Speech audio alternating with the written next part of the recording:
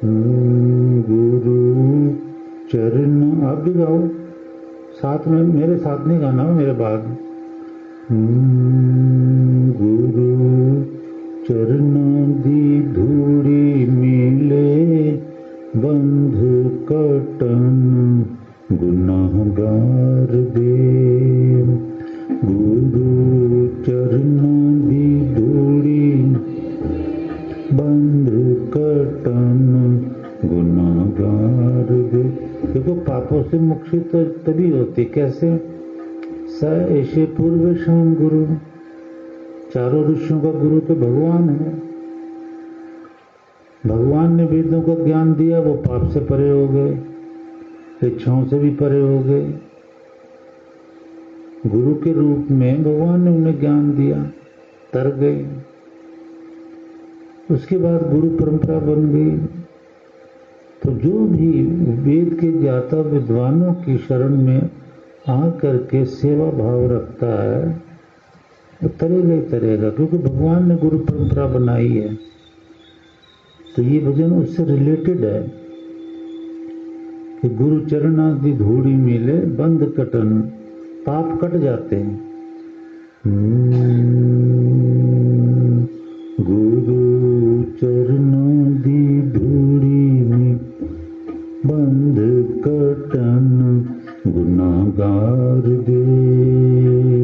गुरु चरणादि धूड़ी बंध कटन गुनाहगार दे। रुड़दी जांदी पापां दी बेड़ी, साधु संत पे तार दे। रुड़दी जांदी पापां साधु संत पे, यहाँ साधु संत का अर्थ ऋषि मुनि लगाना। तो ये अटल नियम भगवान का बना है। भगवान गुरु के रूप में चार ऋषियों को, ब्रह्मा को ज्ञान दिलाता है, वो पाप से बच गए।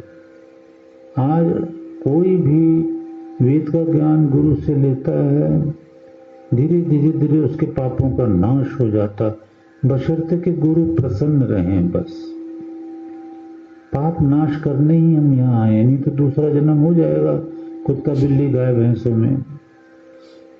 वो उसे बचाना है ना। हमने हवन करने, यज्ञ करने, नाम जपना और घरों के काम करने 50-60 साल तक, है ना। उसके बाद में जो फंसता है तो हम क्या कह सकते हैं ना, फंसना नहीं चाहिए। अगर घर से नहीं निकल सकता कोई, घर में ही कठोर साधना करो, लेकिन गृहस्थ से कोई मतलब मत रखो। ये ईश्वर की आज्ञा वेदों में है कि वानप्रस्थ लो, संन्यास लो, ना लो तो घर में ही रहो। पर घर के कामों में खत्म कर दो कि बच्चों को बोल दो कि आप ही संभालो, हमने साधना करनी है। या तो हमें जाने की आज्ञा दे दो घर वालों, हम वानप्रस्थ ले रहे हैं या संन्यास ले रहे हैं, और नहीं तो हम घर के कोई काम नहीं करेंगे। ये नियम है ना, क्योंकि जाना है, उसके बाद तो जाने की तैयारी करनी है। वो तैयारी यही है कि यज्ञ इत्यादि करके, साधना करके जितना भी तप कमा सको, और उससे आप देव योनि में आ जाओ, बस अगला जन्म आपका सफल हो जाए। रुड़दी जांदी पापां दी बेड़ी, साधु संत पे तार दे। रुड़दी जांदी पापां दी संत पे तार। चार पदार्थ जे कोई मंगे, सो संतां दी शरणी। चार पदार्थ जो कोई मांगे, सो संतां। तो ऋषियों की एक चार अर्थ, धर्म, काम, मोक्ष। इसकी ये हमारा टारगेट है हर प्राणी का, मनुष्य के रूप में। तो ये तो ऋषि मुनियों के पास है, यही देते हैं ऋषि मुनि। अपने शिष्यों को, बच्चों को, जो काबिल हो जाता है बच्चा, जो बेटा बेटी काबिल हो जाते हैं, सेवक बनते हैं, ये 4 पदार्थ तो वो दान करते हैं, है ना। हालांकि उनके अंदर ईश्वरीय जो ये करवाता हमसे, पर वो खुद दान करते हैं ये। 4 पदार्थ जे कोई मंगे, सो संतां दी शरणी। 4 पदार्थ जे कोई मंगे, सो संतां वाज दंभता 10 आगे, किसने जामनी भरनी।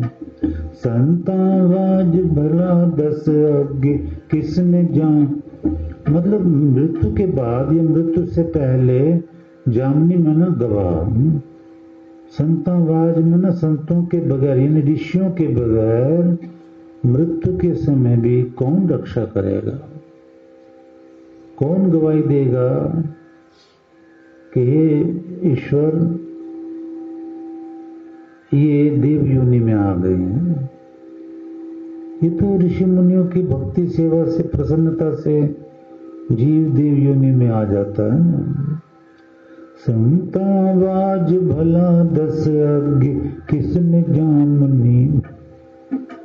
संतावाज भला 10 आगे, किसने जाम भरनी। जेड़ा संता तो मुख मोड़े, डूबे हो विच मझधार दे। जेड़ा संता तो मुख मोड़े, डूबे हो विच मझधार दे। गुरु चरना दी धूड़ी मिले, बंध कटन गुनागार दे।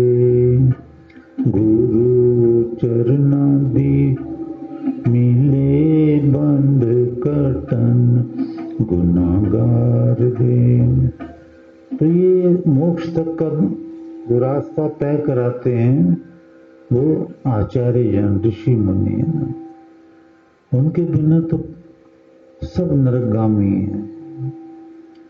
इस चीज को बिरला कोई समझ करके, अगर किसी को है, जैसे व्यास मुनि हैं और ऋषि मुनि हैं, इस मार्ग का ऋषि कोई मिल जाता है, योगी मिल जाता है, तो चारों वेद कहते हैं उसकी सेवा से उसे प्रसन्न भी कर लोगे तो भी आपकी देव योनि और मोक्ष पक्का हो जाता है। उसे नाराज करोगे तो सब बेड़ा गर्क हो जाता है। तो जीवित रहते हुए गुरु को प्रसन्न रखना चाहिए, ऐसा चारों वेदों का उपदेश है। यही हर साल हम व्यास पूजा के दिन मनाते हैं, इसीलिए कि व्यास मुनि की इस दिन शिष्यों ने पूजा की थी कि उन्होंने चारों वेद पूर्ण किए थे। ऋषियों ने उनका आदर मान सम्मान दान से, सेवा से, प्रसन्नता से किया।